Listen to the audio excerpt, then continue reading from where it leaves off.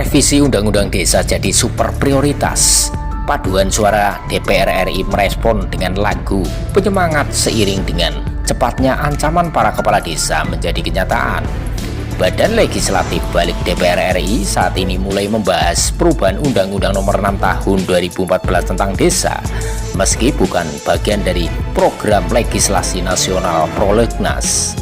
Hadiah berupa peningkatan keuangan desa dari 1 miliar menjadi 2 miliar rupiah ditawarkan DPR, selain mengubah masa bakti dari 6 menjadi 9 tahun menjelang pemilu 2024. Menurut Komisaris BUMN PTPN 5 Budiman Sujatmiko, Presiden Joko Widodo, Jokowi juga telah memberikan persetujuan atas perpanjangan masa jabatan kepala desa yang sejalan dengan DPR.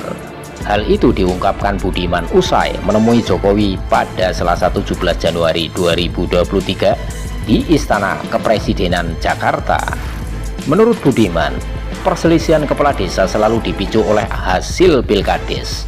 Karena itu pemulihan membutuhkan waktu 2 hingga 3 tahun. Maka diperlukan lebih banyak waktu agar kepala desa dapat bekerja selama 6 tahun.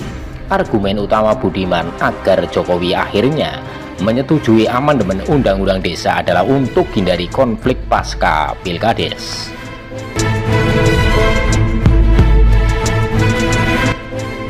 Sejak Indonesia melaksanakan sistem pemilu terbuka, maka rakyat terkadang penting bagi para politikus dan parpol. Semua parpol berlomba memperluas pengaruh dengan mempersiapkan calon-calon kades. Parpol akhirnya tergoda ikut bertarung dalam perebutan jabatan kades. Ironisnya, parpol justru menularkan berbagai penyakit buruk dalam pilkades. Terjadinya politik uang, eksploitasi ikatan-ikatan primordial menjadi kenyataan buruk pilkades pasca reformasi setelah dicampuri parpol.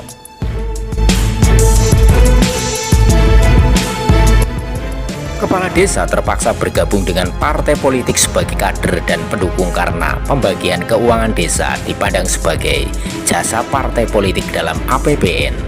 Situasi serupa terjadi dengan banyak masalah hukum karena kurangnya pengetahuan tentang bagaimana mengelola anggaran dana desa. Masalah hukum biasa terjadi pada kepala desa dan pejabat amatir lainnya. Untuk mendapatkan perlindungan dari partai politik, para kepala desa menjalin teman baik dengan partai politik.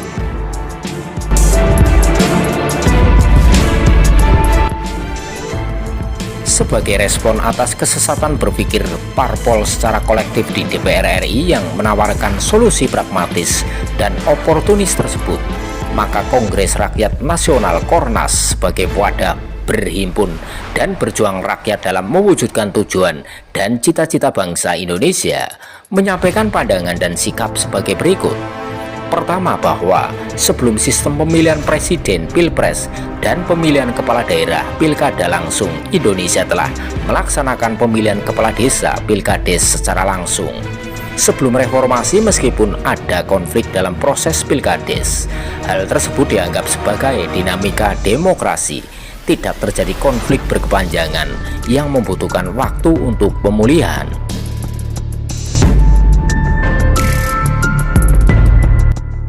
Kedua, bahwa konflik dalam pilkades belakangan ini dipastikan sebagai akibat pengaruh buruk dari parpol, yakni politik uang dan eksploitasi ikatan-ikatan primordial. Sehingga untuk menghilangkan konflik berkepanjangan, parpol yang seharusnya dilarang terlibat dalam pilkades baik langsung maupun tidak langsung.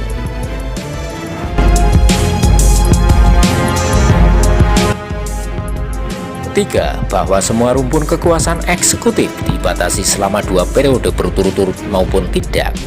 Masing-masing periode sama, yakni 5 tahun, mulai dari presiden, gubernur, bupati, dan wali kota. Maka kepala desa yang masuk rumpun kekuasaan eksekutif juga harus disamakan. Hal tersebut juga berkaitan dengan sistem terpadu perencanaan pembangunan dari tingkat pusat hingga desa, sehingga ada keselarasan rencana pembangunan jangka menengah RPJM nasional, daerah, provinsi, kabupaten, dan kota hingga desa.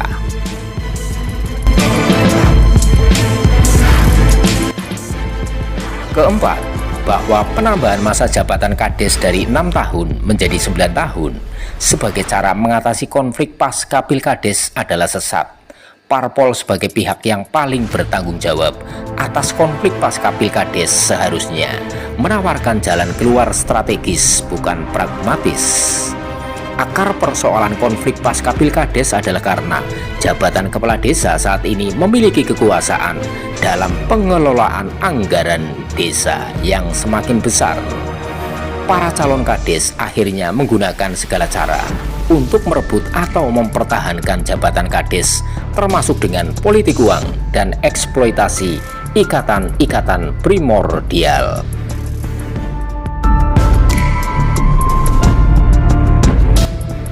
Kelima, bahwa penambahan masa jabatan dan anggaran dana desa yang ditawarkan semua parpol di DPR RI melalui revisi Undang-Undang Desa adalah solusi pragmatis dan oportunis. Parpol terpaksa merebut simpati para Kades pasca mendapat ancaman dihabisi suaranya oleh para Kades terhadap parpol yang tidak mendukung perubahan masa jabatan Kades dari 6 tahun menjadi 9 tahun.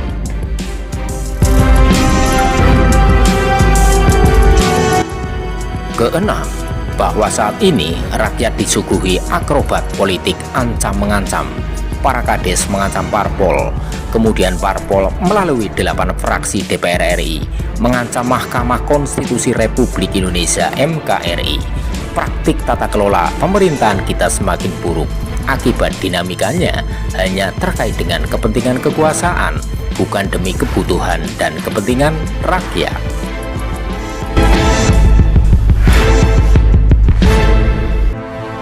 Ketujuh, bahwa jika para Kades mampu melakukan negosiasi politik pragmatis dan oportunis terhadap parpol dengan ancaman dihabisi di pemilu 2024, maka rakyat juga akan melakukan negosiasi politik ancaman menghabisi suara semua parpol yang mendukung dan melakukan revisi Undang-Undang Desa terkait penambahan masa jabatan Kades dan penambahan dana desa.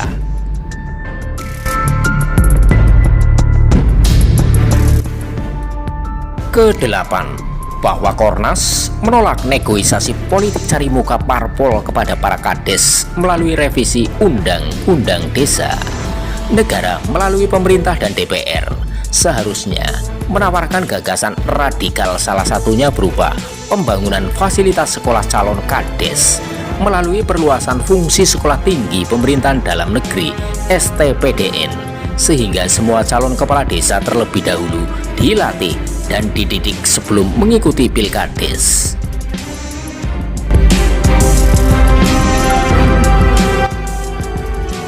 Kesembilan, bahwa Kornas meyakini suara rakyat tidak akan berubah akibat tekanan politik dari Kades, lurah, camat, bupati, wali kota, gubernur, hingga presiden. Rakyat memiliki kedaulatan individu untuk menentukan kepada siapa dan parpol mana suaranya diberikan. Ancaman para Kades untuk menghabisi suara parpol justru harus dimaknai sebagai tindakan menghasut dan tindakan ingin mempengaruhi hasil pemilu. Maka seharusnya para Kades yang menebar ancaman tersebut harus dijerat dengan pidana pemilu, bukan diberi tambahan perpanjangan masa kerja dan dana desa.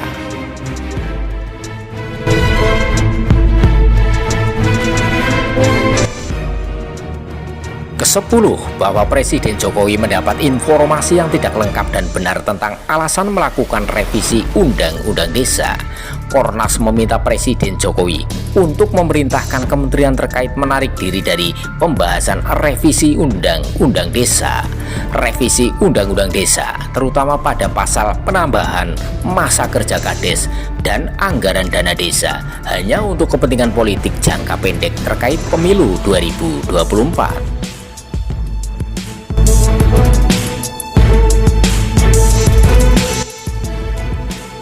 Kornas konsisten mengajak semua kontestan pemilu 2024 untuk bertengkar terkait ide, gagasan, dan program politik. Rakyat ingin menyaksikan pertengkaran politik yang berbobot, yang berkaitan dengan kebutuhan dan kepentingan rakyat, bukan sekedar perdebatan kering dan kosong yang hanya berkaitan dengan kepentingan pragmatis dan oportunis para politikus dan parpol. Jika revisi Undang-Undang Desa tetap dilanjutkan sesuai kepentingan pragmatis dan oportunis menjelang pemilu 2024, maka Kornas akan mengajukan judicial review ke MK RI.